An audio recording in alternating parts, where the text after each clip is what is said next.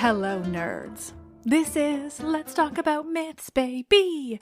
And I am your host, Liv, here with a bit of a throwback episode in terms of less than heroic heroes. The past few weeks have been pretty wild for me. I tried to take a vacation from the podcast, but I don't know what I was thinking because I had a book to deliver, which took up all of my time, and thus, no actual resting. But there's something so very satisfying about bringing the show back to its roots and diving into the story of Perseus with way more detail, i.e. just all of the detail I put into episodes these days. It's fun for me, fun for you all, and so here we are with a light and breezy episode about the guy who was pretty heroic up until the point that he killed our beloved Medusa, even though she wasn't remotely a threat. But before we get into that, like I just vaguely mentioned in my ramble about real life, Liv, I've written another book. This one is just plain silly. So as those of you who follow me on Twitter or Instagram know, next February I have a book of Greek myth-themed cocktails coming out. It's called Nectar of the Gods, From Hera's Hurricane to the Appletini of Discord. That's right, it's just a book of incredibly nerdy, incredibly ridiculous, and incredibly fun cocktails based on Greek myth. There are 75 cocktails. Some are puns on some of your favorite existing drinks, but made mythical. Others are complete inventions, and even more are just violent references to the dark world of Greek myth. It's going to be seriously fun, and it's illustrated by Sarah Richard, who illustrated my book of mythology, so you just know it's also going to be fucking gorgeous. You can pre-order Nectar of the Gods now, wherever you get your books. Yes, worldwide. Everywhere. I mean, to an extent, but worldwide, as far as I know. Just ask your local shop. That applies to my book of mythology too. I'm not able to answer all the questions I get about where it's available because I get them a lot, and the answer is simply everywhere. You just have to look. Books. And with any luck, my actual novel one of these days. But that is enough about that. We're talking Perseus today. And not just Perseus, but Danae and Acrisius and all the wide realm of this Argive line of famous mythological folks. Perseus in much more detail than I told in the earliest days of this podcast. Perseus with much better sourcing and thus more detail, more variations, just more better Perseus.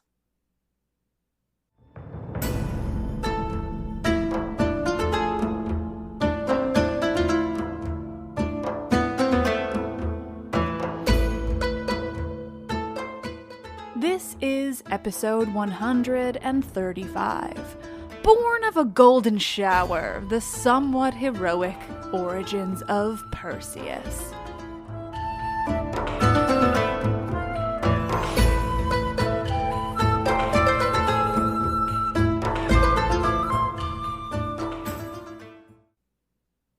For all I tell you not to concern yourselves with family trees and chronology in Greek mythology, there is one line of descendants in one region that is, for the most part at least, actually pretty easy to wrap your head around. So I will start by reminding you of a few characters and their children.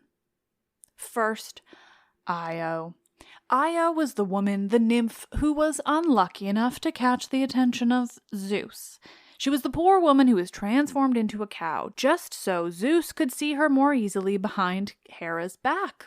Io was obviously found out because Hera isn't a dummy, and then spent the rest of her cow-embodied existence wandering, trying to escape from Hera's gadfly.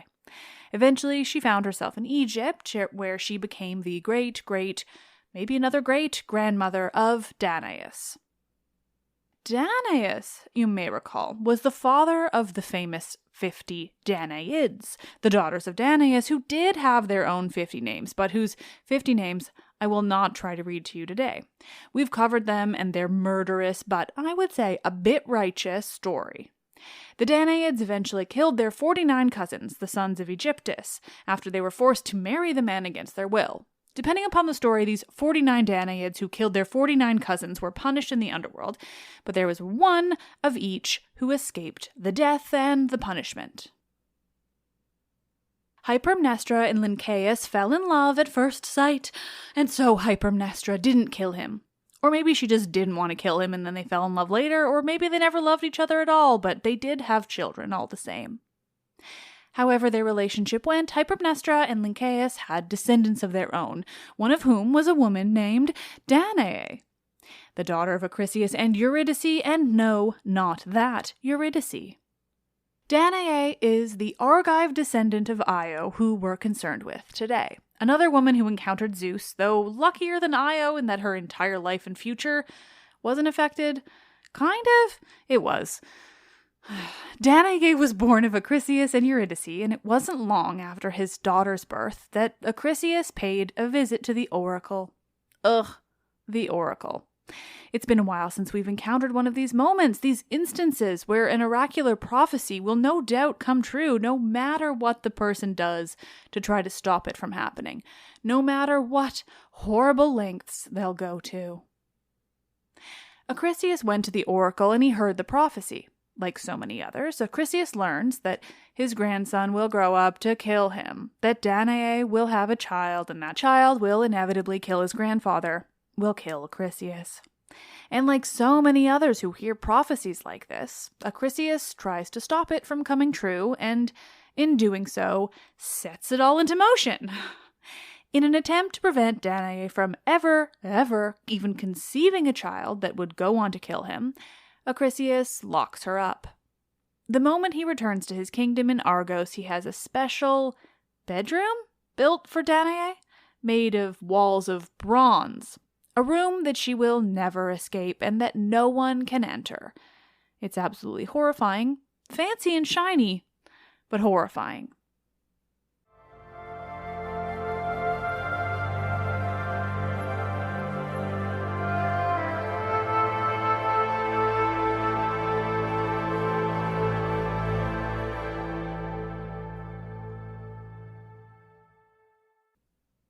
Danae and her nurse are locked away in this bronze room in the depths of the palace. Later sources place Danae in a tower locked there by her father, rather than this bronze room beneath the palace itself. It's definitely a more modern-sounding idea, a visual, and one that could have gone on to inspire similar princess stories that thankfully don't have Zeus. But it seems that this tower version comes primarily, if not entirely, from later Roman sources like Horace and Ovid. In the Greek, it's all very fragmentary, this early part of the story with Danae and her mess of a father. But what we know is it's definitely this eerie, dark bronze room in the ground in which she is locked away forever. And according to one of these sources, we may be able to imagine this room as not just a solid room of bronze walls built beneath the palace, but one with some kind of opening in the ceiling to let light and air in. Of course, it would need something like that. Though utterly horrifying, the room of bronze wasn't meant to kill Danae, just keep her safely locked away and unable to get pregnant. You know, definitely a reasonable solution and not proof that Acrisius is one of the most dangerous and troubling fathers in all of Greek mythology. Lord knows nothing can keep Zeus away when he decides he wants to have sex with a woman. Not her opinion, her feelings, her words, her rejection. Not even a room of bronze with only a small opening in the ceiling meant just for light and air. No, not even that can stop Zeus when he learns of Danae, of her beauty, when he decides that he simply absolutely must have sex with her, no matter how much effort and trouble he'll have to go through to make it happen. Not that any of you could ever forget, but I'm just so excited to explain it again. Zeus appears to Danae as a literal golden shower, a shower of gold that pours through this opening in the ceiling, an opening that could never fit a man or anything beyond this liquid gold that flows through, and, well, it impregnates Danae.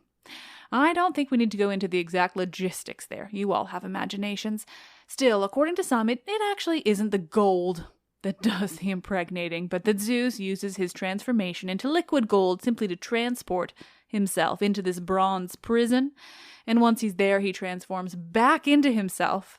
I mean, honestly though, which is worse? Hard to say.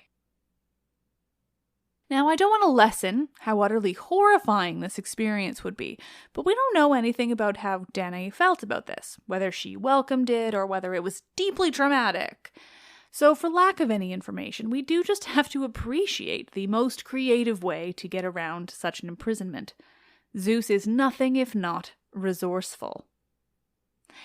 After her encounter with Zeus, Danae becomes pregnant with Perseus. The most reasonable version of this story from this point onward is that Danae gives birth to Perseus while still locked away in her bronze prison, helped by her nurse, that Perseus grows up in there with his mother and the nurse, like room, but ancient. Eventually, though, when Perseus was 2 or 3 maybe, Acrisius finds out what's happened in that bronze prison, how much he's missed, how close he's getting to that prophecy being fulfilled. Acrisius finds out and he murders Danae's nameless nurse, and he tries to force Danae to tell him who impregnated her, how it happened after all he'd gone through to prevent it. Danae, obviously, answers with the truth. It was Zeus.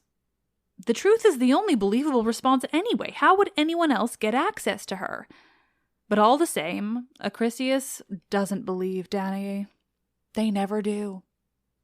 Acrisius, who has already proven himself to be a real and true horror show of a human, reacts to this news of his daughter and grandson with the only reasonable solution. He locks them both away in a chest and pushes it out to sea. I wish I could say why this is the solution. I imagine it's some way of not technically murdering his daughter and grandson. Like, he's intending to cause their deaths, but he doesn't directly kill them, so maybe he thinks he can avoid any kind of punishment, both cosmic or earthly. No matter the reasoning of Acrisius, it is one of the more unique means of dealing with a threat in the mythology. But then, so is Perseus's conception in the first place. This story is much, much more ancient than so many of the others, and these weird uniquenesses seem to me to be evidence of that. These much more wild, much more unbelievable, much darker details, just this ancient heritage. Fortunately, Danae and Perseus float along in this chest, and eventually the chest is found by a fisherman, a man named Dictys, on the island of Seriphos. Dictys comes across this floating chest, and, curious, he opens it. Can you imagine what that would feel like? Like, you find this thing floating on the water, and you think, oh hey, maybe there's something useful in here, like food or treasure, or, I don't know, literally anything other than what is actually inside. A mother and her young son, still very much alive. Dictys finds Danae and Perseus, and being a fine man in Greek myth, a rare thing, he takes them to his home on Seriphos, and he treats them like his own family. Finally, for a little while at least, Danae and Perseus have a contented life, not locked away in a bronze prison, not beholden to the world's biggest shit, Acrisius, not floating awkwardly on the sea. They just get to live on the island with this nice man, like normal people. For a while.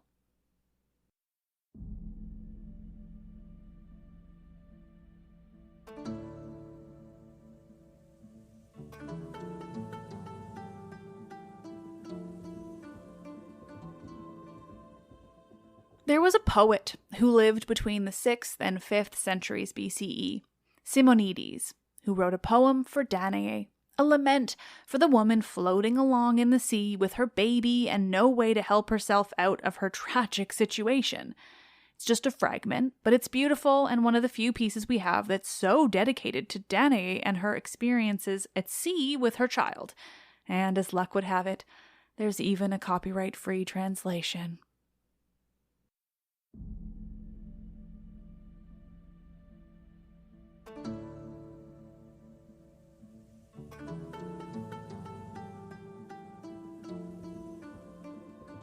When, in the carven chest, the winds that blew and waves in wild unrest Smote her with fear, she, not with cheeks unwet, her arms of love round Perseus set, and said, O child, what grief is mine? But dost thou slumber, and thy baby breast is sunk in rest, here in the cheerless brass-bound bark, tossed amid starless night and pitchy dark, nor dost thou heed the scudding brine of waves that wash above thy curls so deep, nor the thrill winds that sweep, lapped in thy purple robe's embrace, fair little face. But if this dread were dreadful too to thee, then wouldst thou lend thy listening ear to me. Therefore I cry, sleep, babe, and see, be still, and slumber our unmeasured ill. Oh, may some change of fate, sire Zeus, from thee descend, our woes to end. But if this prayer too overbold offend thy justice, yet be merciful to me.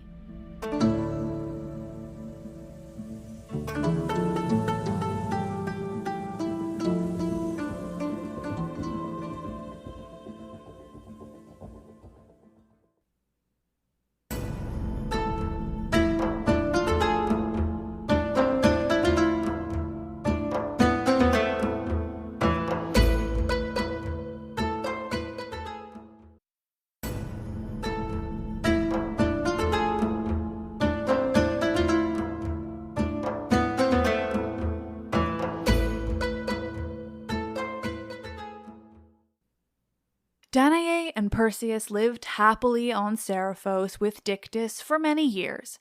Perseus grew into adulthood, or at least his late teens. He grew up to be old enough to cause trouble. That's what really matters. Because when he'd grown up, the king of Seriphos, Polydectes, caught sight of Danae and decided he wanted her. Gotta love men of Greek myth and their obsession with possessing women, typically those with no interest in them. Apollodorus makes it blunt as hell by saying Polydectes, quote, was unable to have sex with her now that Perseus was a grown man. And so Polydectes begins to scheme as to how he can, well, possess Danae. Perseus is obviously in the way. He's grown up to be quite the specimen, we can only imagine. He's been living with a fisherman all this time, so he's certainly been building muscle. And he's young and spry, and basically just an enormous threat to Polydectes if he wants to marry Danae. And he does. The answer couldn't possibly be that maybe Polydectes just find a different woman. No. Instead, he schemes. He requests wedding gifts from his subjects, or from a specific set of men, apparently, possibly for the marriage of Hippodamia, a woman who was the daughter of a man named Oenomaus, who was marrying Pelops of all people, and who I can't quite sort out her connection to Seriphos or Polydectes, but here we are. Polydectes is seeking wedding gifts for Hippodamia, and he brings together men from the island. He asks them to provide horses as their wedding gifts. I have to say, I can only imagine this has to do with the fact that hippo means horse, and Pelops won Hippodamia's hand in a chariot race. Polydectes asks for horses from all of them, and apparently Perseus actually does bring Polydectes a horse. But then, according to Apollodorus at least, he adds that he, quote, would not deny Polydectes even the Gorgo's head. Or, according to a much older source, Pherecydes, again, Polydectes asks for a horse from Perseus, who retorts, quote, the head of a Gorgon. Does this make any real sense? No. Does it provide the reasoning for why Perseus has to go in search of poor Medusa? Yes. However, and why ever, Perseus is now required to bring Polydectes the head of a Gorgon. That's the agreement they make. Or rather, it's maybe a joke response by Perseus that Polydectes holds him to. As much as this story is in part about Perseus saving his mother from a forced marriage/assault from Polydectes, it is also definitely partly Perseus' fault that he gets himself into any of this. Why would he even bring up the word Gorgon? Because after Perseus makes this dumb comment, Polydectes says that if Perseus doesn't bring him a Gorgon's head, then Polydectes will officially force Danae to marry him. He's a chill guy, that Polydectes. And with that, the hunt for the poor Gorgons begins. The Gorgons who live at the very ends of the earth, far away from humans, not hurting anyone, not causing any trouble. The hunt for the Gorgons and thus the impending death of Medusa comes about because Perseus made a stupid comment, maybe even an attempt at a joke, to his shitty king like Polydectes. None of this bullshit about Perseus ridding the land of Medusa's terror. Nothing about her causing any trouble requiring death. Nothing even about the head of a Gorgon being Medusa's head specifically. They just want a Gorgon. Just because of a stupid comment, an attempt by a king to do away with a woman's son so he can marry her without any trouble.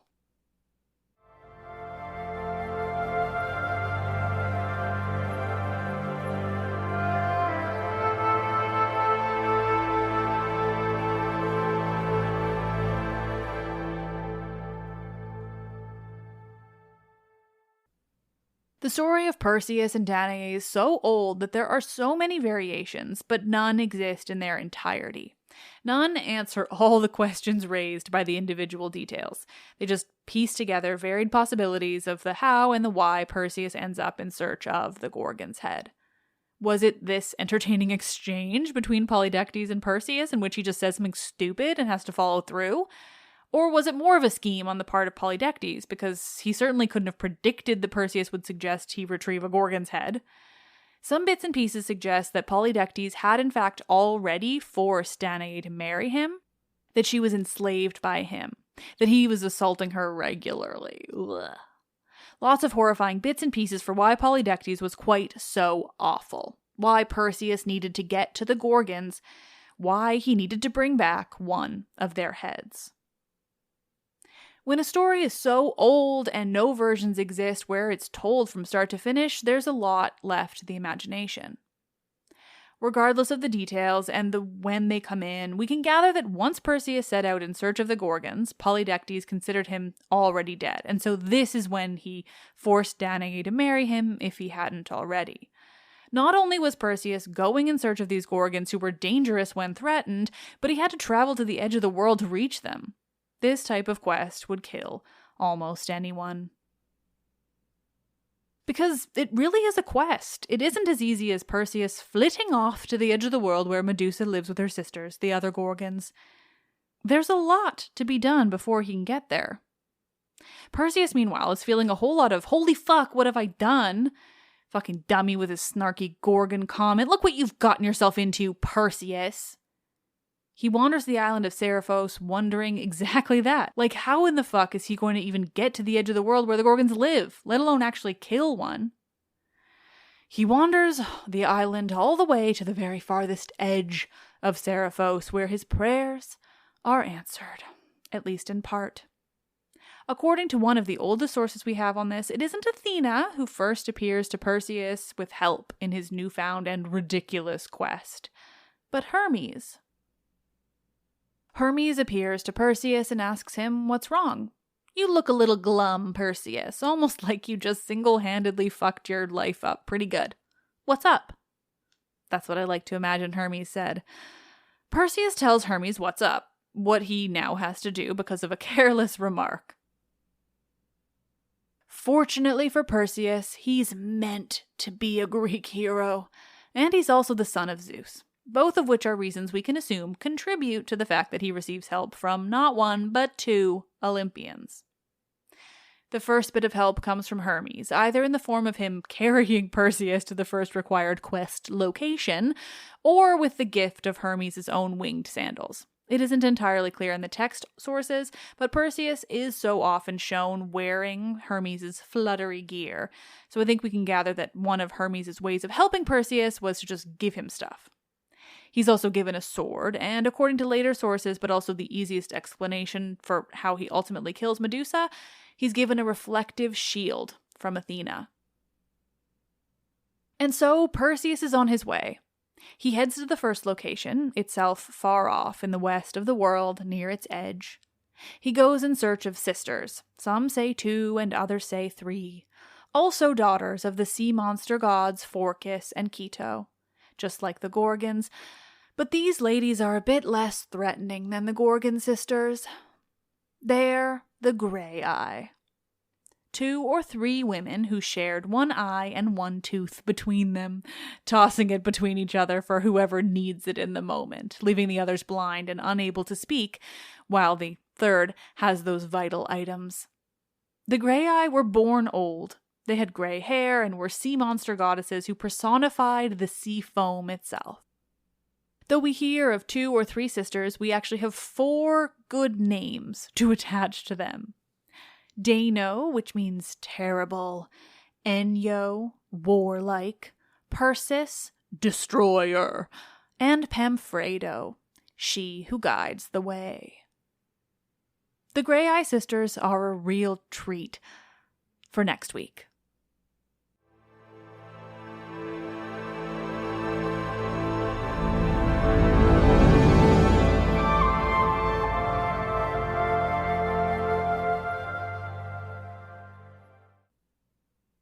As always, thank you all so much for listening. Do you know how many lost plays of the tragedians covered this story? So many. There's a whole play by Aeschylus about the Gorgons and Medusa's death, and we don't have any of it. It's a fucking travesty. Anyway, enough of my devastation about what has been lost. I could go on forever. I do enjoy revisiting some of these more famous stories, the ones everyone knows at least bits and pieces of, and giving them to you in as much detail as possible. Like, I realize I've told it before, so I try not to do this too often, but in this case it seems like the perfect little palate cleanser after a very busy summer for me as I try to prepare a whole mess of episodes for you while I'm away in, hopefully, Greece. There just is so much that I missed in those early episodes, and especially when it comes to Perseus, this deeply ancient myth, and obviously the one that connects to Medusa, but this is about Perseus. I'm not going to focus on her too much. But there is just so much there that I am able to find now and tell you all about that I personally think it is so worth it to go back to some of these more famous ones and do them right. Anyway, it's really fun for me, so I can only hope it is for you too. One interesting thing about the story is, again, just how old it is. Bits and pieces of it come from some of the oldest sources we have, and that Perseus is an ancestor of people like even Heracles is an accepted fact of the mythology. Perseus, and so his mother Danae too, are some of the most ancient characters we have. They are the origins of so much of the mythology generally, and things have changed over the sources, but especially the first half of this episode, the birth of Perseus and how he and Danae reach Seriphos and Dictys is pretty widely accepted and incredible. It's just so old and so important in terms of the rest of all of Greek mythology. And another thing I learned is that one major variation exists on the life of Danae. Sometimes it isn't an oracular prophecy that causes Acrisius to lock his daughter away, but instead there's a version where his brother, Proetus, her uncle, rapes her, which causes a fight between the brothers, and somehow that punishment for Danae, ancient victim blaming in the absolute worst way. So that version theorizes that maybe that it's suggesting that Proetus is Perseus's father, but also could be just the cause for her imprisonment, which then would still lead to Zeus's golden shower. It's such a dark and horrible variation that I didn't think it necessary to place it within the narrative earlier, but I wanted to mention it. It's another example of the way women's traumas are used within these stories. They're plot devices and little more. And speaking of trauma, next week, Perseus and his least heroic action. He's a hero, sure, and he does a lot of really good things. He's no Theseus, but there's a certain woman who did not deserve her fate at his hands. And we'll get to that bit next time. And after that, Iphigenia at fucking Aulis. Euripides forever. Thank you all. You're the best. I am Liv, and I love this shit a lot.